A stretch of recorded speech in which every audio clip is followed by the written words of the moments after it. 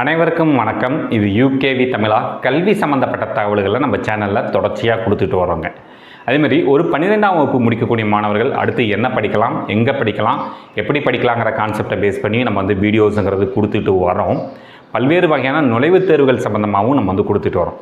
இப்போ ரீசெண்டாக நிறைய மாணவர்கள் மற்றும் பெற்றோர்கள் கண்டினியூஸாக கேட்ட ஒரு விஷயம் என்ன அப்படின்னு பார்த்தீங்கன்னா, சார் ஒரு நல்ல காலேஜுங்கிறத எப்படி கண்டுபிடிக்கிறது, எதெல்லாம் என்னென்ன ஃபேக்டர்ஸ்லாம் இருந்தால் நீங்கள் ஒரு கல்லூரியை நல்ல கல்லூரின்னு சொல்லலாம், நல்ல கல்லூரியை ஐடென்டிஃபை பண்ணுறது எப்படி அப்படிங்கிற மாதிரி நிறைய பெற்றோர்கள் மாணவர்கள் கேட்டிருந்தாங்க. சரி, நான் 12ஆம் வகுப்பு தேர்வு முடியட்டும்னு வெயிட் பண்ணிகிட்டு இருந்தோம். இப்போ பார்த்திங்கன்னா தமிழ்நாட்டில் இருக்கக்கூடிய ஸ்டேட் போர்டு மாணவர்களுக்கான 12th ஸ்டாண்டர்ட் போர்டு எக்ஸாமினேஷன்ஸுங்கிறது முடிஞ்சிருச்சு. சிபிஎஸ்சி மாணவர்களுக்குமே கிட்டத்தட்ட முடிஞ்ச கணக்கு தான், இன்னும் ஒரு நுழைவுத் தேர்வு வரைக்கும் தான் இருக்குதுங்க. ஸோ கிட்டத்தட்ட நம்மளுக்கு எல்லா எக்ஸாம்ஸுமே முடிஞ்சது. ஸோ இப்போ தான் நம்ம தெரிஞ்சுக்க வேண்டிய விஷயம் என்ன பார்த்தீங்கன்னா, ஒரு நல்ல காலேஜை எப்படியெல்லாம் ஐடென்டிஃபை பண்ணலாம், என்னென்ன ஃபேக்டர்ஸ்லாம் இருந்தால் அதை ஒரு நல்ல காலேஜ்னு சொல்லலாம் அப்படிங்கிறது தான் இந்த வீடியோவில் சொல்ல போகிறேன். ஸோ முழுமையான தகவல்கள் வேணுங்கிறவங்க இந்த வீடியோவை ஸ்கிப் பண்ணாமல் பாருங்கள். ஸோ ஒரு சிறந்த கல்லூரியை தேர்ந்தெடுப்பது எப்படி, இதுதான் இந்த வீடியோவோட கான்செப்டே. ஸோ எதெல்லாம் இருந்தால் முதல்ல நல்ல காலேஜ் அப்படின்னு பார்க்குறோம் அப்படிங்கிற பட்சத்தில் நிறைய ஃபேக்டர்ஸ் இருக்குது. ஒவ்வொருத்தவங்களுக்கும் ஒவ்வொரு பாயிண்ட் ஆஃப் வியூ இருக்குது. எனக்கு தெரிஞ்ச சில விஷயங்களை நான் மாணவர்கள் மற்றும் பெற்றோர்களுக்கு நான் ஷேர் பண்ணிக்க விரும்புகிறேன். இல்லை, முதல் விஷயம், நீங்கள் என்ன தான் சொல்லிக்கிட்டாலும் சரிங்க, அதாவது காலேஜில் அந்த ஃபெசிலிட்டி இருக்குது, இந்த ஃபெசிலிட்டி இருக்குது, பிளேஸ்மெண்ட் இருக்குது, எல்லாமே சொன்னாலுமே முதல் விஷயம் என்னென்னு பார்த்தீங்கன்னா, ஒரு கல்லூரி ஆரம்பிக்கப்பட்ட வருஷங்கிறது ரொம்ப ரொம்ப முக்கியம். காரணம் என்னென்னு பார்த்தீங்கன்னா, இப்போ நிறைய கல்லூரிகள் புதுசாக வர்றாங்க, புதுசாக கல்லூரிகள் ஆரம்பிக்கிறாங்க. ஆனால் அந்த கல்லூரிகளுக்குள்ளே போய் பார்க்குறப்ப என்னென்னு பார்த்தீங்கன்னா, நம்ம படிக்கிறப்ப தான் ஒரு பில்டிங் கட்டிக்கிட்டு இருப்பாங்க. நம்ம பார்த்திங்கன்னா நிறைய லேபில் மெட்டீரியல்ஸே இருக்காது, நிறைய கல்லூரிகளில் லேப்ஸே இருக்காது, ஃபெசிலிட்டிஸே இல்லாமலாம் நிறைய கல்லூரிகள் இயங்கிட்டு இருக்குது. முறையான பேராசிரியர்கள் முதற்கொண்டு இல்லாமல் இயங்கிட்டு இருக்குது. அப்போ பார்த்திங்கன்னா நம்ம ஃபஸ்ட்டு பார்க்க வேண்டிய விஷயம், காலேஜோட ஆரம்பித்த வருஷம். குறைஞ்சபட்சம் ஒரு 20 வருஷ கல்வி நிறுவனங்களில், 20 வருஷத்துக்கு முன்னாடி ஆரம்பிக்கப்பட்ட கல்வி நிறுவனங்களில் படிக்கிறப்ப நம்மளுக்கு எல்லா விதமான வசதிகளும் அந்த கல்வி நிறுவனத்தில் இருக்கும், அந்த கல்லூரியில் இருக்கும். எதுக்கு சார், நம்ம படிக்க தானே சார் போகிறோம், எதுக்கு நம்மளுக்கு எல்லா வசதிகளும் வேணும் அப்படின்னு பார்த்திங்கன்னா, எல்லா வசதிகளும் இருந்தால் தான் நம்மளால் முழுமையாக படிக்கிறதுக்கான வாய்ப்புகள்ங்கிறது கிடைக்கும்.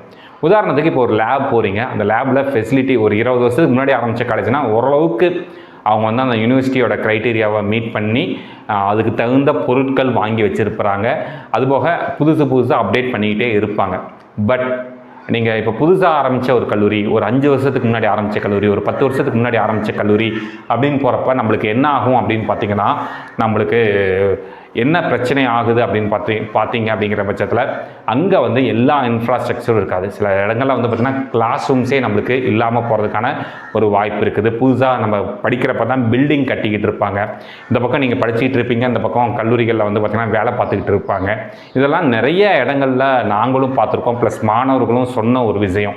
ஸோ அதனாலேயே முக்கியமாக நம்ம பார்க்க வேண்டிய விஷயம் என்ன பார்த்தீங்கன்னா, முதல் விஷயம், கல்லூரி ஆரம்பிக்கப்பட்ட வருஷம். குறைஞ்சபட்சம் ஒரு 20 வருடம் பழமையான கல்வி நிறுவனங்களில் சேர்ந்தீங்கன்னா அதுக்கு தகுந்த சில அட்வான்டேஜஸ் கிடைக்க வாய்ப்பு இருக்குது. ரெண்டாவது விஷயம் என்னன்னு பார்த்திங்கன்னா, தரவரிசைன்னு சொல்லுவோம். ஸோ தரவரிசைங்கிறது இந்தியாவை பொறுத்த வரைக்கும் தரவரிசை நிறைய பேர் நிர்ணயிக்கிறாங்க. நிறைய அமைப்புகள் இதுதான் பெஸ்ட்டு காலேஜஸ், நிறைய யூடியூப் சேனல்ஸ் இன்க்ளூடிங் எங்களோட சேனல் முதற்கொண்டு இதுதான் நல்ல காலேஜ்னு எல்லாருமே நாங்கள் எங்களுக்கு தெரிஞ்ச ஃபேக்டர்ஸ் எல்லாம் போட்டு பண்ணுறோம். பட் அகில இந்திய அளவில் கல்லூரிகளை தரவரிசைப்படுத்துறதுக்குன்னு சென்ட்ரல் கவர்மெண்ட்டால் அப்பாயின்ட் பண்ண ஒரு அமைப்பு தான் என்னென்னு பார்த்தீங்கன்னா NIRF, அதாவது மினிஸ்ட்ரி ஆஃப் எஜுகேஷன், சென்ட்ரல் கவர்மெண்ட்டோட கல்வி அமைச்சகம் சார்பாக நடத்தக்கூடிய ஒரு அமைப்பு தான் என்னென்னு பார்த்தீங்கன்னா NIRFனு சொல்லுவாங்க, நேஷ்னல் இன்ஸ்டிடியூஷன்ஸ் ரேங்கிங் ஃப்ரேம்வொர்க். இவங்க தான் முழுமையாக இந்தியா முழுமையாக இருக்கக்கூடிய கல்வி நிறுவனங்களை ஆராய்ச்சி பண்ணி அவங்க சில ஃபேக்டர்ஸ் செட் பண்ணியிருக்கிறாங்க. அந்த ஃபேக்டர்ஸ்லாம் மீட் பண்ணுறதை பொறுத்து பாயிண்ட்ஸ் கொடுத்து கல்லூரிகளை தரவரிசைப்படுத்துகிறாங்கன்னா சும்மா பேருக்கெல்லாம் தரவரிசைப்படுத்தலை, ஒவ்வொரு துறை சார்ந்து இன்ஜினியரிங்னா இன்ஜினியரிங்க்கு தனியாக, யூனிவர்சிட்டிஸ்னால் யூனிவர்சிட்டிஸ்க்கு தனியாக, ஆர்ட்ஸ் அண்ட் சயின்ஸ் தனியாக, மேனேஜ்மெண்ட் தனியாக, ஈவன் ஃபார்மசி தனியாக, அது மாதிரி ஒவ்வொரு துறை சார்ந்து வந்து கல்லூரிகளை வந்து தரவரிசைப்படுத்தியிருக்காங்க. இந்தியாவோட டாப் கல்வி நிறுவனங்கள் என்னன்னு நீங்கள் தெரிஞ்சுக்கணுன்னாலே வேறு ஒன்றுமே பண்ண தேவையில்லை. இந்த NIRFங்கிற இந்த வெப்சைட்டில் NIRF ரேங்கிங்னு போட்டிருப்பாங்க. இந்த வெப்சைட்டில் போய் பார்த்தீங்கன்னா ஒவ்வொரு வருஷமுக்கத்துக்கான ரேங்கிங் கொடுத்துருப்பாங்க. அந்த ஒவ்வொரு வருஷத்துக்கான ரேங்கிங்கில் நீங்கள் போய் செக் பண்ணீங்க அப்படிங்கிற பட்சத்தில் நம்மளுக்கு வந்து ஒவ்வொரு துறை சார்ந்த சிறந்த கல்வி நிறுவனங்கள் எது, அதில் வந்து என்ன க்ரைட்டீரியாவுக்கு கொடுத்துருக்காங்கங்கிற அந்த PDF முதற்கொண்டு வந்து வச்சுருக்கிறாங்க. ஸோ இந்தியாவில் நம்பகத்தன்மையாக இருக்கக்கூடிய ஒரு தரவரிசை நிர்ணயிக்கக்கூடிய ஒரு நிறுவனம் தான் NIRF. ஸோ முடிஞ்ச அளவுக்கு எப்பயுமே ஒரு நல்ல காலேஜ் நம்ம இப்போ ஜாயின் பண்ண விரும்புகிற காலேஜ் நல்ல காலேஜான்னு நீங்கள் தெரிஞ்சுக்கணும்னா NIRF வெப்சைட்டில் போய் பாருங்கள், அதில் கிடச்சிரும். அடுத்து மூணாவது விஷயம் என்ன பார்த்தீங்கன்னா கட்டமைப்பு வசதிகள். கட்டமைப்பு வசதிகள்னால் இங்கிலீஷில் இன்ஃப்ராஸ்ட்ரக்சர் ஃபெசிலிட்டிஸ்னு சொல்லுவோம். நான் ஆல்ரெடி இந்த ஃபஸ்ட் ஸ்லைடில் சொன்ன மாதிரியே தாங்க. அதாவது ஒரு காலேஜில் போய் நீங்கள் ஜாயின் பண்ணுறீங்கன்னா அங்கே எல்லா விதமான வசதிகளும் இருக்கணும். இன்க்ளூடிங் வந்து ஹாஸ்டல் இருக்கணும், லேப் இருக்கணும், லைப்ரரி இருக்கணும், ஈவன் வந்து நம்மளுக்கு ஒரு கேன்டீன் முதற்கொண்டு வேணும், மெஸ் முதற்கொண்டு வேணும். ஏன்னா படிப்புனா நம்ம வெறும் படிக்க மட்டும் போகலை, அதை சார்ந்து நிறைய துணை விஷயங்கள்லாம் இருக்குது.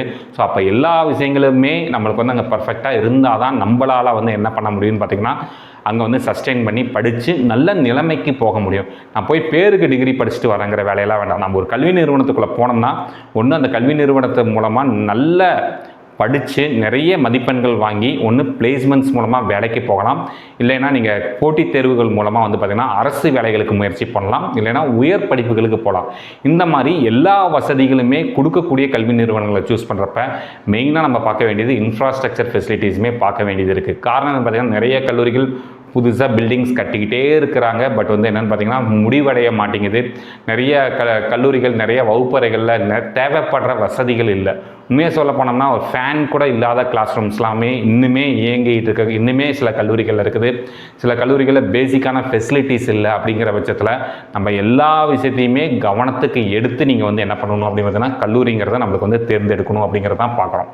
அடுத்து முக்கியமான ஒரு விஷயம், இன்றைக்கி வந்து இப்போ வந்து எல்லாமே டிஜிட்டல் எரான்னு சொல்கிறாங்க, அதாவது டிஜிட்டல் வேர்ல்டுங்கிறாங்க. அப்போ முக்கியமாக பார்க்க வேண்டிய ஒரு விஷயமே என்ன பார்த்தோன்னா கல்லூரியோட வெப்சைட். ஒரு கல்லூரி அவங்க வந்து இன்றைக்கி வந்து ஒரு வெப்சைட் இல்லை அப்படின்னாலே அந்த கல்லூரி வந்து அப்டேட்டடாக இல்லைன்னு அர்த்தம். அப்டேட்டடாக இல்லைன்னா இன்றைக்கி வரக்கூடிய ரீசன்ட் டெக்னாலஜிஸை அவங்க அங்கே இருக்க மாணவர்களுக்கு வந்து சொல்லி தரதுக்கான வாய்ப்புகளே இல்லைன்னு நினைக்கிறோம். ஒரு கல்லூரியால் அவங்களோட வெப்சைட்டையே ப்ராப்பராக மெயின்டைன் பண்ண முடியல, கல்லூரியால் ப்ராப்பராக அவங்களோட வெப்சைட்லேயே டேட்டாஸை ஏற்ற முடியல, அந்த வெப்சைட்டை மெயின்டைன் கூட பண்ண முடியல. அப்படிங்கிற பட்சத்தில் அவங்களால அந்த மாணவர்களையும் அங்கே இருக்கக்கூடிய பேராசிரியர்களையும் மெயின்டைன் பண்ண முடியாது.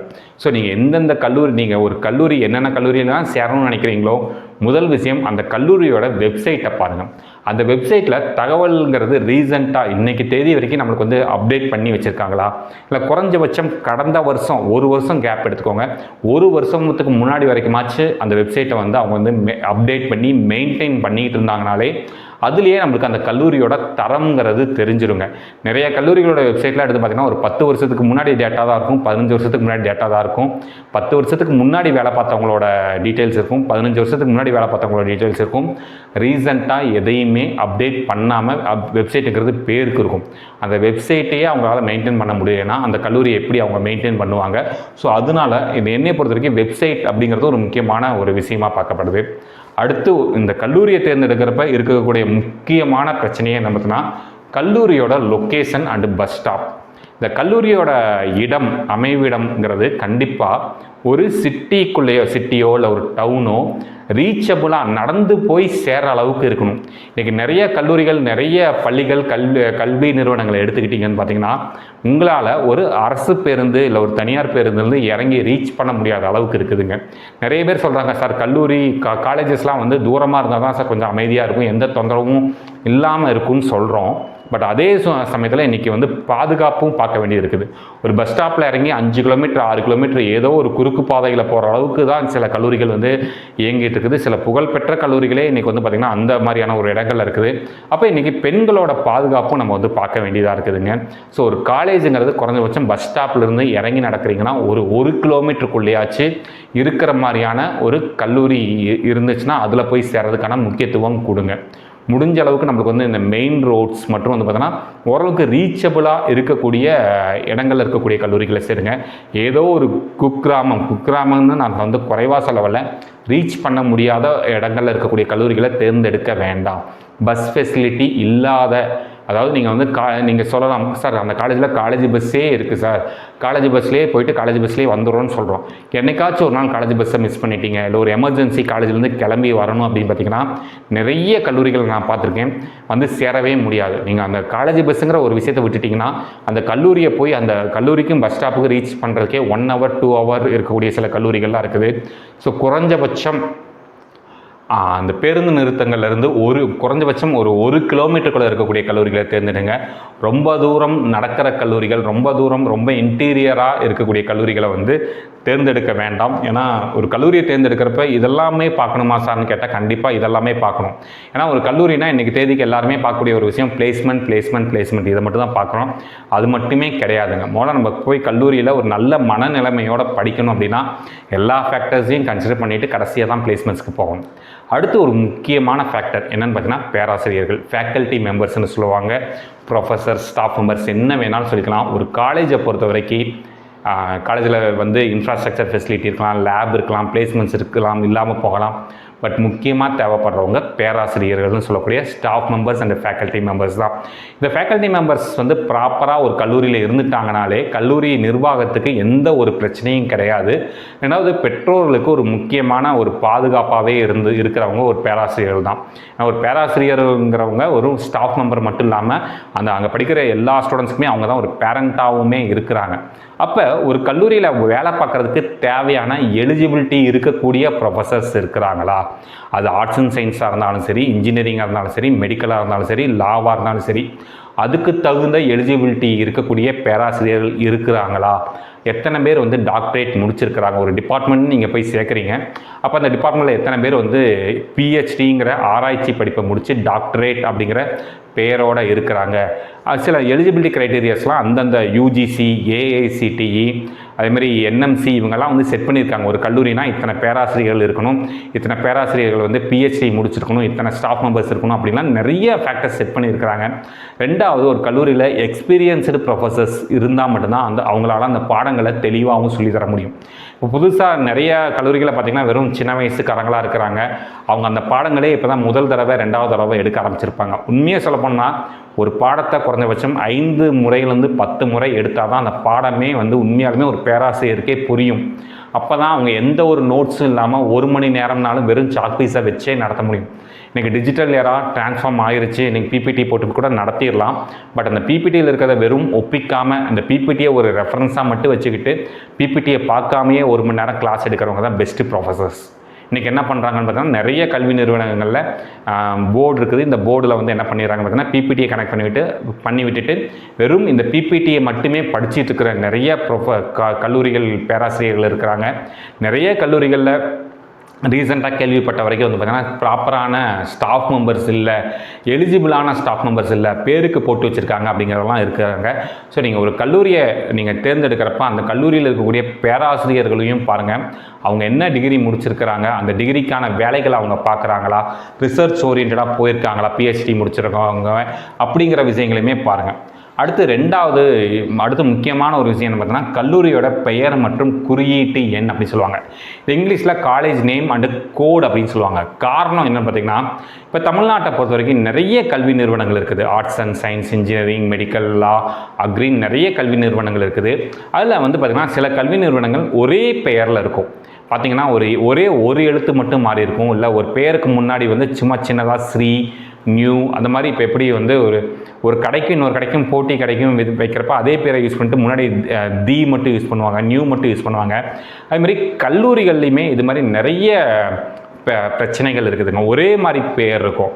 ஒரு கோயம்புத்தூரில் இருக்கக்கூடிய ஒரு மிகப்பெரிய கல்வி நிறுவனத்தோட பெயரை வந்து சென்னையில் வந்து யூஸ் பண்ணிகிட்டு இருப்பாங்க. அப்போ ரீசெண்டாக கடந்த வருஷம் கவுன்சிலிங்கில் நடந்த விஷயத்தையே சொல்கிறேன். ஒரு பேரண்ட் வந்து இந்த கவுன்சிலிங்கில் கோயம்புத்தூரில் இருக்கக்கூடிய ஒரு புகழ்பெற்ற கல்வி நிறுவனம், அந்த கல்லூரி அதே பெயரில் வந்து பார்த்திங்கன்னா சென்னையில் ஒரு கல்வி நிறுவனம் இருக்குது. அப்போ என்ன பண்ணிட்டாருன்னு பார்த்தீங்கன்னா, சரி ஓகே அவங்களோட பிரான்ச் தான் சென்னையில் இருக்குன்ட்டு கல்லூரியை தேர்ந்தெடுத்து அங்கே போய் பார்க்குறப்ப வந்து பார்த்திங்கன்னா அந்த கல்லூரியில் யாருமே ஜாயின் பண்ணவே இல்லை. வெறும் 13 பேர் மட்டும் ஜாயின் பண்ணியிருந்தாங்க. மற்றும் வந்து பார்த்திங்கன்னா எந்த ஒரு வசதிகளும் இல்லை. அந்த கல்லூரியிலேருந்து அந்த பேரண்ட் வந்து அந்த டிசியை வாங்குறதுக்கு படாத கஷ்டப்பட்டு வாங்கியிருக்கிறாரு. ஸோ அப்போ வந்து பார்த்திங்கன்னா கல்லூரியோட பெயர் ரொம்ப ரொம்ப முக்கியமாக பாருங்கள். ஒரே சேம் பேரில் வந்து நிறைய கல்வி நிறுவனங்கள் இயங்கிட்டு இருக்குது. நிறைய ஒரே ஒரு எழுத்து மட்டும் மாற்றிலாம் வந்து நிறைய கல்வி நிறுவனங்கள் இயங்கிட்டு இருக்கு. ஸோ அப்போ எப்படி சார் கண்டுபிடிக்கிறதுன்னு பார்த்திங்கன்னா, அதுக்கு தான் இந்த காலேஜ் கோடுங்கிறத யூஸ் பண்ணுவாங்க. காலேஜ் கோடு, இந்த குறியீட்டு என்கிறது தான் கோடுன்னு சொல்லுவாங்க. ஸோ இந்த காலேஜ் கோடை வந்து நம்ம வந்து ப்ராப்பராக இந்த கவுன்சிலிங் ப்ராசஸில் ஒவ்வொரு கல்லூரிக்கும் ஒவ்வொரு காலேஜ் கோடு இண்டிவிஜுவலாக கொடுத்துருப்பாங்க. அப்போ நீங்கள் வந்து கல்லூரியோட பெயர் செக் பண்ணுறப்ப பேரலாக காலேஜ் கோடையும் பார்த்துக்கோங்க. ஏன்னா ஒவ்வொரு வருடமும் நம்மளுக்கு வந்து கவுன்சிலிங்கில் நடக்கிற முக்கியமான தவறு என்ன பார்த்தீங்கன்னா, கல்லூரியை மாற்றி எடுக்கிறதுங்க. அடுத்து முக்கியமான அடுத்த விஷயம் என்ன அப்படின்னு பார்த்தீங்கன்னா, தர நிர்ணய சான்று அப்படின்னு சொல்லுவாங்க, அக்ரெடேஷன் சொல்லுவாங்க, சர்டிஃபிகேஷன் ப்ராசஸ்ன்னு சொல்லுவாங்க. ஒரு கல்லூரியானது நல்ல நிலைமையில் இயங்கிட்டு இருக்குது, இந்த கல்லூரியில் எல்லாமே ப்ராப்பராக இருக்குது, தேவையான அளவுக்கு பேராசிரியர்கள் இருக்கிறாங்க, தேவையான அளவுக்கு வசதிகள் இருக்குது, மற்றும் வந்து பார்த்திங்கன்னா நம்மளுக்கு வந்து இந்த கல்லூரியில் படிக்கிற மாணவர்கள் நல்ல முறையில் பிளேஸ் ஆகிறாங்க அப்படிங்கிறத எதை வச்சு தெரிஞ்சுக்கலான்னு பார்த்தீங்கன்னா, நம்மளுக்கு இந்த அக்ரெடேஷன் அப்படின்னு சொல்லக்கூடிய விஷயத்தில் வச்சு தான் நம்மளால் தெரிஞ்சுக்க முடியும். NBA அக்ரெடேஷன் சொல்லுவாங்க, NAACன்னு சொல்லுவாங்க. NBAங்கிறது வந்து பார்த்திங்கன்னா இன்ஜினியரிங், அதாவது டெக்னிக்கல் பாடப்பிரிவுகள் சம்மந்தப்பட்ட கல்லூரிகளுக்கு வந்து பார்த்திங்கன்னா NBA அக்ரெடேஷன் சொல்லுவாங்க. நேஷனல் போர்ட் ஆஃப் அக்ரெடேஷன் சொல்லுவாங்க. இது இன்ஜினியரிங் மற்றும் டெக்னிக்கல் சார்ந்த கல்லூரிகளுக்கு தருவாங்க. NAACங்கிறது எல்லா விதமான கல்லூரிகள், அது ஆர்ட்ஸ் அண்ட் சயின்ஸ், இன்ஜினியரிங், லா முதற்கொண்டு எல்லா நிறுவனங்களுக்குமே NAAC வந்து அக்ரெடேஷனுங்கிறது தந்துக்கிட்டு இருக்காங்க. ஸோ இவங்க வந்து இந்த கமிட்டியானது ஒரு 3 வருஷத்துக்கு ஒரு தடவை வந்து அந்த கல்லூரியை முழுமையாக வந்து என்ன பண்ணுறாங்கன்னு பார்த்தோன்னா இன்ஸ்பெக்ஷன் பண்ணி நம்மளுக்கு வந்து இந்த தர நிர்ணய சான்றுங்கிறது தர நிர்ணய சான்றுனா சர்டிஃபிகேட். ஓகே, இந்த காலேஜை நாங்கள் வந்து என்ன பண்ணிக்கோம்னா எக்ஸாமின் பண்ணியிருக்கோம், இன்ஸ்பெக்ஷன் பண்ணியிருக்கோம், இந்த கல்லூரியில் எல்லா வசதிகளும் இருக்குது, இந்தந்த வசதிகள் இருக்குது, இந்தந்த வசதிகள் இல்லைன்னு முதற்கொண்டு அவங்க வந்து ரிப்போர்ட் கொடுத்துட்டு போவாங்க. ஸோ இந்த கோர்ஸ், இந்த கல்லூரியானது இந்த 3 வருஷத்துக்கு எங்களோட சர்டிஃபிகேஷன் இருக்குது, நீங்கள் நம்பி படிக்கலாம் அப்படின்னு கொடுக்கக்கூடிய ஒரு அமைப்புகள் தான் வந்து பார்த்தீங்கன்னா NBA மற்றும் NAACன்னு சொல்லுவாங்க. அதுபோக ISOலாம் இருக்குது. ISOங்கிறது இன்றைக்கி வந்து கல்வி நிறுவனங்களுக்கு மட்டும் கிடையாமல் தொழில் நிறுவனங்களுக்கும் இருக்கிறனால அதை வந்து பெருசாக கன்சிடர் பண்ண போகிறதில்ல. நீங்கள் இன்ஜினியரிங் தான் படிக்க போகிறீங்கன்னா NBA அக்ரெடேஷன் இருக்குதான்னு பாருங்கள். மற்றும் எல்லா விதமான பொதுவான எல்லா கல்லூரிகளுக்குமே வந்து பார்த்திங்கன்னா NAAC அக்ரெடேஷன் இருக்கான்னு பாருங்கள். அதை வச்சுமே நம்ம வந்து என்ன பண்ணலாம் அப்படின்னு பார்த்தீங்கன்னா நீங்கள் வந்து சூஸ் பண்ணலாம். அடுத்து முக்கியமாக இன்னொரு விஷயம் பார்க்க வேண்டியது என்னென்னு பார்த்தீங்கன்னா, ஒரு கல்லூரி இயங்கிட்டு இருக்குன்னா அங்கே வந்து ஃபண்டிங் ப்ராஜெக்ட்ஸ் போயிட்டுருக்காங்கிறத செக் பண்ணுங்கள். ஃபண்டிங் ப்ராஜெக்ட்ஸ் அப்படின்னு பார்த்தீங்கன்னா மத்திய அரசு மற்றும் மாநில அரசுகிட்டிருந்து கல்வி நிறுவனங்கள் உதவித்தொகைகள் வாங்கி இவங்க புதுசாக வந்து ஒரு ப்ராஜெக்ட் செஞ்சுக்கிட்டு இருப்பாங்க, இல்லை ஒரு பொருளை வந்து உருவாக்கிக்கிட்டு இருப்பாங்க. அது எப்படி முடியும்னு பார்த்தீங்கன்னா, ஒரு கல்லூரியில் நல்ல அனுபவமிக்க பேராசிரியர் இருக்கிறாங்க, தரமான கல்வி நிறுவனம் ப்ளஸ் அனுபவம் வாய்ந்த பேராசிரியர்கள் இருக்காங்கன்னா அவங்க மூலமாக தான் இந்த கவர்மெண்ட்டுக்கு அப்ளை பண்ணி நிறைய காலேஜஸில் வந்து இந்த ஃபண்டட் ப்ராஜெக்ட்ஸ்னு சொல்லுவாங்க. கவர்மெண்ட் சில கல்லூரிகளுக்கு வந்து பார்த்திங்கன்னா கோடிக்கணக்கில் கொடுத்துட்டு இருக்கிறாங்க. இதுக்காக நிறைய நிதி வந்து கவர்மெண்ட்டில் ஒதுக்கிட்டு இருக்கிறாங்க. அப்போ ஒரு நல்ல கல்லூரிங்கிறப்ப அந்த கல்லூரியில் முதல்ல ஃபண்டட் ப்ராஜெக்ட்ஸ் போயிட்டுருக்காங்கிறத செக் பண்ணாலே நமக்கு தெரிஞ்சிடும். இப்போ நீங்கள் ஒரு கல்லூரியில் சேர விரும்புகிறீங்க, நீங்கள் போய் ஒரே ஒரு கேள்வி கேட்கலாம், சார் உங்களுக்கு வந்து கவர்மெண்ட்லேருந்து என்ன சார் ஃபண்டட் ப்ராஜெக்ட்ஸ் போயிட்டுருக்குன்னு நம்ம கேட்டோம்னா அப்படி எந்த ஃபண்டட் ப்ராஜெக்ட்ஸும் போகலைனாலே தெரிஞ்சுக்கலாம் அந்த கல்வி நிறுவனத்தில் சேரலாமா வேண்டாமாங்கிறது. இல்லை சார் இத்தனை ஃபண்டட் ப்ராஜெக்ட்ஸ் போயிட்டுருக்கு, இது வரைக்கும் கவர்மெண்ட்லேருந்து இவ்வளோ ஃபண்டு வாங்கியிருக்கோம், சில கவர்மெண்ட்லேருந்து நிறைய கல்லூரிகளுக்கு லேப் செட் பண்ணி கொடுக்குறது, மெட்டீரியல்ஸ் வாங்குறதுக்கு அமௌண்ட் கொடுக்குறதுன்ட்டு கவர்மெண்ட் கல்லூரிகளுக்கு மட்டும் இல்லாமல் ப்ரைவேட் கல்லூரிகளுக்குமே நிறைய செலவு பண்ணிக்கிட்டு இருக்காங்க. அதை நிறைய கல்லூரிகள் ப்ராப்பராக மெயின்டைன் பண்ணுறது இல்லைன்னா ஃபண்டை வாங்கிட்டு சில விஷயங்கள் தவறுகள்லாம் நடக்குது. நம்ம அதுக்குள்ளேலாம் போக விரும்பலை. பட் வந்து ஒரு ஃபண்டட் ப்ராஜெக்ட் ரன் ஆகிட்டு இருக்கனாலே நம்ம வந்து உறுதிப்படுத்திக்கலாம், கண்டிப்பாக நம்ம சேர்ந்திருக்க கல்லூரிங்கிறது நல்ல கல்லூரி அப்படிங்கிறது வந்து முடிவு பண்ணிடலாம். ஸோ ஃபைனல் பாயிண்ட் வேலைவாய்ப்பு, பிளேஸ்மெண்ட்ஸ். ஸோ நம்ம வந்து மற்ற எல்லா ஃபேக்டர்ஸுமே பார்க்குறோம். பட் வந்து நம்மளோட அல்டிமேட் எய்ம்ங்கிறது ஒரு கல்லூரியில் ஒரு டிகிரி முடிச்சுட்டு வர்றப்ப முடிஞ்ச அளவுக்கு வேலையோடு வந்தோம்னா நம்ம பெற்றோர்களுக்கும் ஒரு சந்தோஷம் மற்றும் வந்து பார்த்திங்கன்னா நம்மளுக்கும் ஒரு கான்ஃபிடென்ட்டுங்கிறது உருவாகும். ஸோ அப்போ பிளேஸ்மெண்ட்ஸை பொறுத்த வரைக்கும் எந்தெந்த கல்லூரிகள்லாம் நல்ல பிளேஸ்மெண்ட்ஸ் தர்றாங்க அப்படிங்கிறத தெரிஞ்சுக்கணும்னா நீங்கள் எதுவுமே பண்ண வேண்டாம், வெப்சைட்டை பார்க்க வேண்டாம், யூடியூப்பை பார்க்க வேண்டாம், சோஷியல் மீடியாவை பார்க்க வேண்டாம். அந்த கல்லூரியில் படிக்கக்கூடிய எல்லா துறை சார்ந்த மாணவர்கள்கிட்டையும் பேசுங்க. ஏன்னா நிறைய இப்போ வந்து முக்கியமான ஒரு மிகப்பெரிய ஸ்கேம் போயிட்டு இருக்கிறதே இந்த பிளேஸ்மெண்ட் ஸ்கேம் தான் சொல்லுவாங்க. நிறைய கல்லூரிகள் அந்த கல்லூரிகளை அவங்க ப்ரமோட் பண்ணிக்கிறதுக்காக என்ன பண்ணுறாங்கன்னா, எங்கள் கல்லூரியில் படித்தவங்களுக்கு 30 லட்சம் சம்பளம், 40 லட்சம் சம்பளம், 50 லட்சம் சம்பளம், 1 கோடி சம்பளம்லாம் சொல்லிக்கிட்டு இருக்கிறாங்க. ஒரு சில கல்லூரிகளில் வந்து அது உண்மையாகவும் நடக்குது. பட் முக்கியமாக தெரிஞ்சுக்க வேண்டிய ஒரு விஷயம் என்ன பார்த்திங்கன்னா, அந்த 30 லட்சம் 40 லட்சம் 1 கோடி பிளேஸ்மெண்ட்டுங்கிறதெல்லாம் அந்த கல்லூரியில் படிக்கிற யாராச்சும் ஒருத்தருக்கோ இல்லை 2 பேர்த்துக்கோ இல்லை அதிகபட்சமாக 10 பேர்த்துக்கோ தான் கிடச்சிருக்கும். மிச்சம் இருக்கக்கூடிய மாணவர்களுக்கு நார்மலான சேலரியான 3 லட்சம், அது 3 லட்சங்கிறது மாதம் கிடையாது, வருஷத்துக்கு 3 லட்சம் 4 லட்சம் 2 லட்ச ரூபா பிளேஸ்மெண்ட்டும் இன்றைக்கி கொடுத்துக்கிட்டு இருக்கக்கூடிய கல்வி நிறுவனங்கள்லாம் இருக்கிறாங்க. ஸோ உண்மையான ஒரு கல்லூரியோட பிளேஸ்மெண்ட்டுங்கிறது தயவு செஞ்சு பேனர், இந்த கல்லூரிகளுக்கு வெளியே வச்சிருக்கக்கூடிய பேனர்லையோ இல்லை கல்லூரியோட வெப்சைட்டையோ இல்லை எங்களை மாதிரியான யூடியூப் சேனல்ஸையோ பார்க்க வேண்டாம். முடிஞ்ச அளவுக்கு நேரடியாக அந்த கல்லூரியில் படிக்கக்கூடிய மாணவர்கள்கிட்ட கேளுங்க. இந்த மாணவர்கள்கிட்ட கேட்குறப்பையும் ஒரு சின்ன விஷயம் இருக்குது. என்னென்னு பார்த்தீங்கன்னா, இப்போ பெரும்பாலான இன்ஜினியரிங் காலேஜஸ் பொறுத்த வரைக்கும் கம்ப்யூட்டர் சயின்ஸ் இன்ஜினியரிங்க்கு நல்ல பிளேஸ்மெண்ட்ஸ் இருக்கும். பட் மற்ற டிபார்ட்மெண்ட்ஸ்க்கு எப்படி பிளேஸ்மெண்ட் இருக்குங்கிறது தெரியாது. ஆனால் இங்கே ஷோகேஸ் பண்ணுறது எல்லாமே கம்ப்யூட்டர் சயின்ஸ் இன்ஜினியரிங் சார்ந்த ஐடி நிறுவனங்களோட பிளேஸ்மெண்ட்ஸ் மட்டும் தான் ஷோகேஸ் பண்ணுறாங்க. பட் ஒரு மெக்கானிக்கல் இன்ஜினியரிங் படித்த பையனுக்கு என்ன வேலை கிடச்சிருக்கு, சிவில் இன்ஜினியரிங் படித்த பையனுக்கு என்ன வேலை கிடச்சிருக்கு, இசிஇ படித்த பசங்களுக்கு அவங்க துறை சார்ந்து என்ன பிளேஸ்மெண்ட் கிடச்சிருக்கு அப்படிங்கிற தகவல்கள் சொல்கிறதில்ல. ஸோ அப்போ நீங்கள் வந்து எல்லா விதமான மாணவர்களையும் பார்த்து பேசி அதோட உண்மையான பிளேஸ்மெண்ட் க்ரைட்டீரியாவை செக் பண்ணிவிட்டு ஒரு கல்லூரியை வந்து தேர்ந்தெடுங்க. அதே மாதிரி வந்து பார்த்திங்கன்னா, கவனிக்க வேண்டிய இன்னொரு முக்கியமான விஷயம், முன்னாள் மாணவர்கள் அமைப்பு. எந்தெந்த கல்லூரியிலலாம் முன்னாள் மாணவர்கள் அமைப்பு ஸ்ட்ராங்காக இருக்கோ அந்த கல்லூரியோட பிளேஸ்மெண்ட்ஸ் எல்லாமே நல்லாயிருக்கும். பிளேஸ்மெண்ட்ஸ்கோட ஒரு சப்பார்ட் தான் வந்து பார்த்திங்கன்னா அலுமினி அசோசியேஷன். ஸோ கோயம்புத்தூரில் இருக்கக்கூடிய ஒரு புகழ்பெற்ற கல்வி நிறுவனம். அந்த கல்வி நிறுவனத்தில் போய் எதுக்கு எல்லாருமே போய் ஜாயின் பண்ணுறதுக்கு அவ்வளோ போட்டி போடுறாங்கன்னா, நல்ல பிளேஸ்மெண்ட் இருக்குது. ஏன் அந்த கல்லூரிக்கு மட்டும் பிளேஸ்மெண்ட்ஸ் கம்பெனிஸ் அவ்வளோ பிளேஸ்மெண்ட்ஸ் வருது, அவ்வளோ ஐடி கம்பெனிஸ் வருதுன்னா, அந்த வரக்கூடிய அந்த ஐடி கம்பெனிஸில் இருக்கக்கூடிய அந்த ஹெச்ஆர், இந்த சீனியர் பொசிஷனில் இருக்கவங்கலாம் அந்த கல்லூரியோட முன்னாள் மாணவர்கள். அப்போ வந்து அவங்க வந்து ஒரு பிளேஸ்மெண்ட்டுக்குன்னு போகிறப்ப மற்ற கல்லூரிகளை தாண்டி அவங்க கல்லூரிக்கு முக்கியத்துவம் கொடுக்கறதுக்கு ஒரு வாய்ப்பு இருக்குது. அவங்க கல்லூரியில் படித்த மாணவர்களை எடுக்கணுங்கிறதுக்காகவே வர்றாங்க. ஸோ அதில் சின்ன சின்ன அட்ஜஸ்ட்மெண்ட்ஸ்லாம் பண்ணி பிளேஸ்மெண்ட் பண்ணிடுறாங்க. ஸோ அப்போது ஒரு கல்லூரியில் படித்த மாணவர்கள் எந்த அளவுக்குலாம் நல்ல நல்ல கம்பெனியில் உட்காந்துருக்காங்களோ அந்த அளவுக்கு வந்து பார்த்திங்கன்னா அடுத்து வரக்கூடிய மாணவர்களுக்கு அந்த கல்லூரியில் வேலை வாய்ப்புங்கிறது கிடைக்க வாய்ப்பு இருக்குதுங்க. ஸோ எந்தெந்த காலேஜஸ்லாம் அலுமினி அசோசியேஷன் ஸ்ட்ராங்காக இருக்குதோ அந்த கல்லூரிகள்லாம் வந்து தாராளமாக வந்து நீங்கள் என்ன பண்ணலாம்னு பார்த்தீங்கன்னா நம்பி போய் சேரலாம். கண்டிப்பாக அந்த முன்னாள் மாணவர்கள் கண்டிப்பாக ஏதோ ஒரு வகையில் நம்மளுக்கு வந்து மாணவர்களுக்கு இப்போ படிச்சுட்டு இருக்க மாணவர்களுக்கு வந்து வேலை வாய்ப்புங்கிறது உருவாக்கி தர்றதுக்கு வாய்ப்புகள் இருக்குங்க. அதே மாதிரி நம்ம இன்ஜினியரிங் மற்றும் மெடிக்கல்னு போகிறப்போ வந்து ப்ரீவியஸ் இயரோட கட் ஆஃப் டீட்டெயில்ஸையும் பாருங்கள். ப்ரீவியஸ் இயரோட கட் ஆஃப் டீட்டெயில்ஸ்னால் என்ன சார் அப்படின்னு பார்த்தீங்கன்னா, இப்போ கடந்த வருஷம் இந்த கல்லூரியில் சேர்ந்த மாணவர்களோட கட் ஆஃப் டீட்டெயில்ஸை பாருங்கள். என்ன மாதிரியான கட் ஆஃப் வாங்கினவங்க வந்து இந்த கல்லூரியில் சேர்ந்துருக்கிறாங்க. ஏன்னா நிறைய கல்லூரிகள் பிளேஸ்மெண்ட் டேட்டாஸில் வந்து நிறைய முறைகேடுகள் பண்ணியிருக்கிறாங்க, நிறைய பொய்யான தகவல்கள் வந்து கொடுத்துக்கிட்டு இருக்கிறாங்க. அப்போ வந்து நம்ம ஒரிஜினலாக ஒரு கல்லூரியை பற்றி தெரிஞ்சுக்கணும்னா அந்த கல்லூரியில் என்ன மாதிரியான மாணவர்கள் சேர்ந்துருக்காங்க, என்ன மாதிரியான மார்க் வாங்கின மாணவர்கள் சேர்ந்துருக்காங்கிறத ஐடென்டிஃபை பண்ணுறதுக்காக டிஎன்இஏ ஆன்லைன்கிற வெப்சைட்லேயே வந்து கட் ஆஃப் டீட்டெயில்ஸ் கொடுத்துருக்காங்க.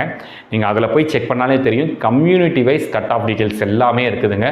ஸோ அப்போ வந்து அந்த ஒரு விஷயங்கிறது அண்ணா பல்கலைக்கழகம், அதாவது தமிழ்நாடு அரசு சார்பாகவும் அண்ணா பல்கலைக்கழகம் சார்பாகவும் கொடுக்கக்கூடிய அந்த ஒரு டீட்டெயிலை யாருனாலையும் எடிட் பண்ண முடியாது. முதல் விஷயம். ரெண்டாவது விஷயம் வந்து பார்த்தீங்கன்னா, அதில் கொடுத்துருக்கக்கூடிய தகவலுங்கிறது உண்மையான தகவல்கள். ஸோ நீங்கள் ஒரு கல்லூரியில் சேர விரும்புகிறீங்கன்னா நீங்கள் அந்த டிஎன்இஏ ஆன்லைன் வெப்சைட்டில் போய் செக் பண்ணிங்க அப்படின்னா இந்த கல்லூரியில் இந்த டிபார்ட்மெண்ட்டில் இந்த கம்யூனிட்டியில் இதுதான் க்ளோசிங் கட் ஆஃப்ங்கிற தகவல் கொடுத்துட்றாங்க. அப்போ அதை வச்சே நம்மளுக்கு தெரிஞ்சுக்கலாம் இந்த கல்லூரியில் வந்து என்ன மாதிரியான கட் ஆஃப் வாங்கின மாணவர்கள் வந்து சேர்ந்துருக்கிறாங்க, சேரலை அப்படிங்கிறத நம்ம தெரிஞ்சுக்கிட்டு அதுக்கு தகுந்த மாதிரி நீங்கள் முடிவு பண்ணலாம். நீங்கள் அந்த அளவுக்கு மார்க் வாங்கியிருந்தீங்கன்னா நீங்கள் போய் அந்த கல்லூரியை தேர்ந்தெடுக்கலாம். இல்லை உங்கள் மார்க்குக்கு என்ன மாதிரியான கட் ஆஃப் கிடைக்கும் அப்படிங்கிறத வச்சும், என்ன மாதிரியான கல்லூரிகள் கிடைக்குங்கிறத வச்சும் நீங்கள் வந்து அதை வச்சு ஐடென்டிஃபை பண்ணிக்கலாம். ஸோ உங்களுக்கு கட் ஆஃப் சம்மந்தப்பட்ட தகவல்கள் வேணுங்கிறவங்க TNEAonline.orgங்கிற வெப்சைட்டை போய் செக் பண்ணிங்கனாலே உண்மையான தகவல்கள் தெரிஞ்சிடும். அடுத்து எக்ஸாமோட ரிசல்ட்ஸ். ஸோ இன்றைக்கி இது வந்து எக்ஸாமோட ரிசல்ட்ஸுங்கிறது வந்து பார்த்திங்கன்னா இன்றைக்கி தேதிக்கு நிறைய மாற்றங்கள் இருக்குது. ஏன்னா அட்டானமஸ் கல்லூரிகளை பொறுத்த வரைக்கும் முடிஞ்ச அளவுக்கு எல்லாத்துக்கும் பாஸ் போட்டுறதா ஒரு குற்றச்சாட்டு இருக்குது. இதுமாதிரி நான் அட்டானமஸ் கல்லூரிகளை பொறுத்த வரைக்கும் யூனிவர்சிட்டியிலேருந்து கொடுக்கக்கூடிய ரிசல்ட்ஸ். பட் என்ன ஒரு சின்ன சிக்கல்னு பார்த்தீங்கன்னா இன்றைக்கி பெரும்பாலான கல்வி நிறுவனங்கள் அட்டானமஸாக வந்தனால இந்த எக்ஸாம் ரிசல்ட்ஸை வந்து நம்மளால் என்ன பண்ண முடியல பார்த்திங்கன்னா சரியான முறையில் வந்து செக் பண்ண முடிகிறது இல்லைங்க. ஸோ அந்த எக்ஸாம் ரிசல்ட்ஸை வந்து முடிஞ்ச அளவுக்கு கொஞ்சம் செக் பண்ணியும் ஜாயின் பண்ணுங்கள். முக்கியமாக என்னென்ன கல்லூரிகள்லாம் ஸ்காலர்ஷிப்ஸ் வந்து வாங்கி தர்றாங்க அப்படிங்கிறதையும் ஒரு விஷயம் வந்து முக்கியமான ஃபேக்டராகவும் பாருங்கள். ஏன்னா நீங்கள் கட்டுற ஃபீஸை முழுமையாக ஸ்காலர்ஷிப்ஸ் மூலமாகவே திருப்பி எடுக்கிற அளவுக்குலாம் நிறைய ஸ்காலர்ஷிப்ஸ் வந்து இந்தியா முழுமையாக கொடுக்குறாங்க. கவர்மெண்ட் சார்பாக சில ஸ்காலர்ஷிப் தர்றாங்க, ப்ரைவேட் சார்பாக நிறைய ஸ்காலர்ஷிப் தர்றாங்க. இந்த ஸ்காலர்ஷிப் எல்லாம் இந்த கல்லூரிகளில் போய் படிக்கிறப்ப அந்த கல்லூரி மூலமாக ஸ்டெப் எடுத்து வாங்கி தர்றாங்களா அப்படிங்கிறத பாருங்கள். ஏன்னா நிறைய ஸ்காலர்ஷிப்ஸை வந்து ப்ரைவேட்டாக அப்ளை பண்ண முடியாது, த்ரூ கல்லூரியோட நிர்வாகம் மூலமாக தான் அப்ளை பண்ண முடியும். என்எஸ்பின்னு சொல்லுவாங்க, நேஷ்னல் ஸ்காலர்ஷிப் போர்ட்டல். அதை வந்து ஸ்டூடெண்ட்டோ இல்லை வெளியாட்களோ அக்சஸ் பண்ண முடியாதுங்க. அதை முழுக்க இந்த கல்லூரியால் நியமிக்கப்பட்ட நோடல் ஆஃபீஸர்னு ஒருத்தர் இருப்பார், அவர் மட்டும் தான் வந்து அதை வந்து அக்சஸ் பண்ண முடியும். ஸோ அப்போ அந்த மாதிரியான ஸ்காலர்ஷிப்லாம் அந்த கல்லூரியில் படிக்கிற மாணவர்களுக்கு வாங்கி தராங்களான்னு பாருங்கள். ஏஐசிடி மூலமாக நிறைய ஸ்காலர்ஷிப் வருடம் 50,000 ரூபா வரைக்கும்லாம் ஸ்காலர்ஷிப்ஸ்லாம் இருக்குது. அதுபோக ப்ரைவேட்டாக நிறையா ஸ்காலர்ஷிப் இருக்குது. அதெல்லாம் வாங்கி தர்றாங்களா, வாங்கி தந்துக்கிட்டு இருக்காங்களா, ப்ரீவியஸாக இருக்கிற மாணவர்கள் வந்து பார்த்துருக்காங்களா அப்படிங்கிறதெல்லாம் செக் பண்ணிவிட்டு கல்லூரியில் சேருங்க. ஃபைனல் பாயிண்ட் இதுதான் என்னென்னு பார்த்தீங்கன்னா டைரக்ட் விசிட். ஸோ நீங்கள் என்னென்ன கல்லூரியிலலாம் சேர விரும்புகிறீங்களோ முடிஞ்ச அளவுக்கு இப்போ +2 எக்ஸாம்ஸ் முடிச்சாச்சுங்க. +2 எக்ஸாம் முடிச்சு நம்ம அங்கே இங்கே சுற்றுறதை தாண்டி அதே உங்கள் செட் ஆஃப் ஃப்ரெண்ட்ஸ் கூட போய் ஒரு கல்லூரியை நேரடியாக பாருங்கள். அங்கே இருக்கக்கூடிய பேராசிரியர்கள்கிட்ட பேசுங்க, அங்கே இருக்கக்கூடிய மாணவர்கள்கிட்ட பேசுங்க. எந்த ஒரு கல்லூரியுமே நேரடியாக விசிட் பண்ணுறீங்க அப்படிங்கிற பட்சத்தில் கண்டிப்பாக உங்களால் என்ன பண்ண முடியும் அப்படின்னு பார்த்தீங்கன்னா அந்த கல்லூரியை பற்றின உண்மையான தகவல் தெரியும். நான் ஆல்ரெடி சொன்ன மாதிரி வெப்சைட்டில் கூட என்ன மாதிரியான டீட்டெயில்ஸ் வேணாலும் கொடுத்துருக்கலாம், சோசியல் மீடியாவில் என்ன மாதிரியான தகவல் வேணாலும் கொடுத்துருக்கலாம். பட் ஒரு கல்லூரியை நேரடியாக போய் விசிட் பண்ணுறப்ப தான் உண்மையான கள நிலவரங்கிறது என்னங்கிறது தெரிய வருங்க. ஸோ இதெல்லாம் இத்தனை ஃபேக்டர்ஸ் இருக்குது ஒரு கல்லூரியை வந்து தேர்ந்தெடுக்கிறப்ப. ஸோ ஒரு +2 முடித்த மாணவர்கள் மற்றும் பெற்றோர்கள் ஒரு கல்லூரியை தேர்ந்தெடுக்கிறப்ப இத்தனை ஃபேக்டர்ஸையும் கன்சிடர் பண்ணி இத்தனை ஃபேக்டர்ஸையும் போய் செக் பண்ணி ஒரு கல்லூரியை தேர்ந்தெடுங்க. சும்மா நம்ம பக்கத்தில் யாராச்சும் சொல்கிறாங்க, அவங்க சொல்கிறாங்க, இவங்க சொல்கிறாங்க, ஈவன் சோசியல் மீடியாவில் சொல்கிறாங்கன்னு கூட ஒரு கல்லூரியை தேர்ந்தெடுக்க வேண்டாம். ஒரு கல்லூரியை நேரடியாக போய் விசிட் பண்ணி உங்களுக்கு உண்மையாலுமே சாட்டிஸ்ஃபை ஆனால் மட்டும் ஒரு கல்லூரியை தேர்ந்தெடுங்க. இத்தனை ஃபேக்டர்ஸையுமே கன்சிடர் பண்ணுங்கள். இது மாதிரி உங்களுக்கு கல்வி சம்மந்தப்பட்ட தொடர்ச்சியான பல்வேறு வகையான தகவல்கள் வேணுங்கிறவங்க யூகேவி தமிழா அப்படிங்கிற இந்த யூடியூப் சேனலை சப்ஸ்கிரைப் பண்ணிக்கோங்க. மற்றும் இந்த வீடியோ உபயோகமாக இருக்குது நீங்கள் ஃபீல் பண்ணிங்கன்னா உங்களுக்கு தெரிஞ்ச மாணவர்கள் மற்றும் பெற்றோர்களுக்கு இந்த வீடியோவை ஷேர் பண்ணுங்கள். மிகவும் நன்றி.